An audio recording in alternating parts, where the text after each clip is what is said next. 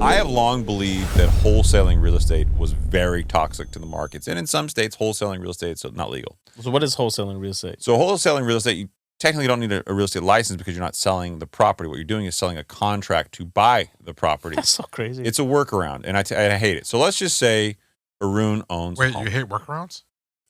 No, I like reach-arounds. I hate workarounds. I mean, in some cultures, they call it workarounds. And now Saied will provide an example of what a reach-around looks like. If you look right here. Damn it. Can't have one show without it. Oh, that's so good. Caught me off guard. So let's pretend hypothetically that Haroon owns a big ass home with a big ass park in front of it. And he has a call one day from me, Chris, the crackhead wholesaler. Let's role play. And Haroon, ring. Hello? Hey, Haroon, I represent an investor who'd be interested in buying your property for all cash. Okay. How much?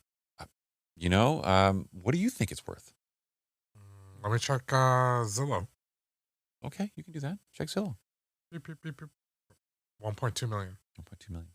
Well, look, I'm going to buy it from you all cash. No contingencies. I'll buy it, within 1 week. But I'm going to need you to do a little better than 1.2 million. Because I'm giving you, there's You're no not gonna headache. you're not going to pay any commission. You're not going to have any headaches. Yeah. You can sell it to me as is, and you get cash. You know you're going to close. Can you sell it to me for, I don't know, 1 million? 1.1. So inevitably, you get a deal, right? Okay. And now I've got this contract. I send it over to him. He signs it. I've got this contract to buy his property in cash. From a buyer that you don't know yet who it is. Right. So now I go to you, Saied. Okay. You're on my investor list. I go down my list, call my investors. Say, Saied, I have this beautiful property. It's valued at 1.2 million on Zillow. Okay. I can sell it to you for $1 million, which we agreed to in contract. You're going to walk in at 200 grand in equity. If you put some money into it, you could probably sell it for 1.5 million. It needs a lot of work, but I think you can get it there. My cost to buy the contract from me is 10 grand. Easy money. So I sell the contract to you for 10 grand. Yeah, boom. I'll take it. Done. You make money. I make money.